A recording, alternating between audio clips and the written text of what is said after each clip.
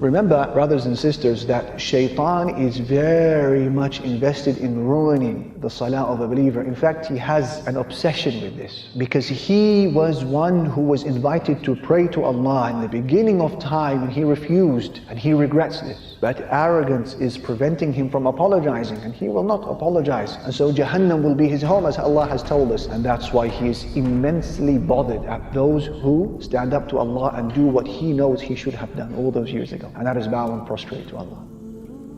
His first line of attack on you and I is to convince us that there is no need to pray. Salah is futile. So you know many people from your family perhaps, or your friends, may Allah protect them and guide us all, who don't pray. Shaytan has successfully convinced them that salah is futile. There's no need for it.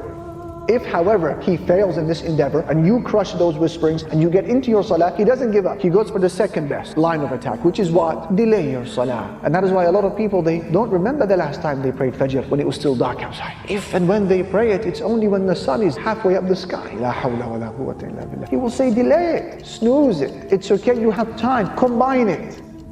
If, however, you pray your salah on time, he will go for his third line of attack. He doesn't give up. And that is what? Al-waswasa, to whisper. He will stand next to you and he will remind you of things that you had completely forgotten about. And you will find that your mind has become such a problem-solving brain in salah, and remembering solutions to problems that have passed a long time ago, and you start recalling things that you had completely forgotten about. That is Shaytan. If he cannot stop you from praying, he will minimally detract from the reward by distracting.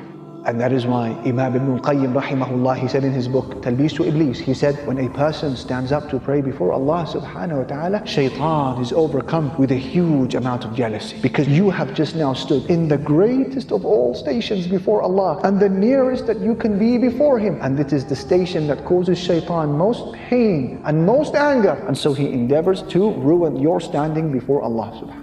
It bothers him. It reminds him of a traumatic past. It reminds him of his fate and future. It reminds him of his arrogance. This is the most transformational act that a Muslim can do in his life, to say Allahu Akbar and stand in salah. And so jealousy overcomes him, and he begins to try to remind you of things throughout the day to detract from your reward. And so you are to remember, my brother, my sister, that when you are now beginning your salah, imagine that your wage for that salah, figuratively speaking, has been placed in front of you. And you need to hold on for just 10 minutes or so during your salah. And if you manage to pray a salah with khushu', attentiveness and humility, you will pocket every penny of that wage. But be careful, you need to be on guard, you need to be vigilant, because there is a thief. Every time you get caught slipping, you get caught nodding off, you get caught looking around with your eyes or with your heart, Shaytan has stolen some of that wage. And that is why by the time you finish your salah, some people will pocket the full wage, some people will pocket only half the wage, some people will come back with a third, a quarter, and some people will go with no reward of the salah. And that is why when Aisha radiallahu anha, she asked the Prophet sallallahu alayhi wasallam about al-iltifat, looking around in salah. What did he say? Looking around in salah is theft, which Shaytan steals from a person's salah. So where is your heart, and where are your eyes, and where is your focus on salah? That's why you begin your salah with A'udhu billahi minash shaitan ar-rajim. Ya Rabbi, help me. Ya Rabbi, assist me. How many of us have walked away from our salah, while Shaytan, he is now walking away in a state of hysterical laughter, because he knows what he has done to our salah. And that's the difference between praying with khushu' and praying without khushu'. I give you a benchmark. I give you a litmus test.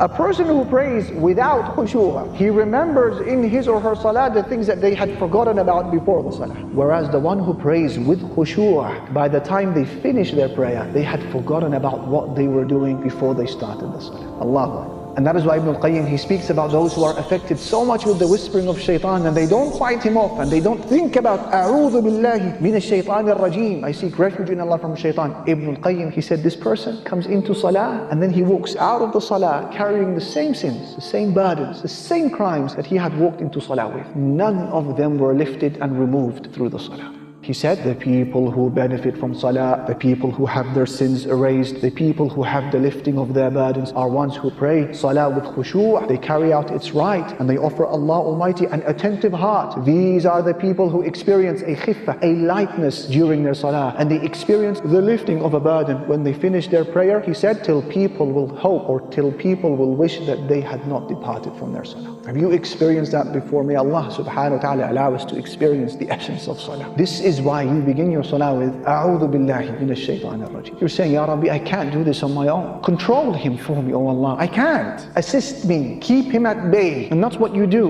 When there is someone that you can't handle for whatever deficiency or weakness you have, you go to the owner. You go to the very top. You say, please restrain them. I can't take them out myself. And this is the analogy given by Imam Ibn al-Jawzi. He said that one of our pious predecessors said to his student, what will you do in a situation where Shaytan has beautified for you sins? You can't stop sinning. Whether it's things you're looking at, and listening, touching, inhaling, smoking, buying, selling, whatever it may be. He said to his student, what do you do in a situation where Shaytan keeps tempting you to sin? The student, he gave the answer that you and I would have given, which is fight Shaytan away. He said, what if Shaytan comes back a second time? He said, I'll fight him away. And what if he comes a third time? He said, I'll repel him, I'll push him away. He said, that's the long route. And then he asked him a question. He said that if you came across a herd of sheep and then the dog of the shepherd came running after you and started barking and prevented you from continuing your journey, what do? He said, I will try to repel the dog as much as I can. He said, this is the long way. He said to him, what you need to do is you need to go to the shepherd. You need to go to the owner of the dog and tell him to restrain his dog. That way you'll be able to pass. Do you see what he's saying? You've got to go right to the top. You've got to speak to the owner. Who's the owner? Of not just Iblis, all of creation, the angels, the jinn, the humans, the beasts, the creatures, the heavens and the earth. That is Allah, al-Malik, Rabbul Alameen. Go to the very top. Complain to him, Ya Rabb, help me restrain this creature from when I begin my salah until I complete it. That is what you are doing when you say, A'udhu billahi minash shaytanir rajim. Feel the ubudiyyah, experience your servitude to Allah and your poverty and your bankruptcy and your need to Him as you say, A'udhu billahi. I can't, oh Allah, help me.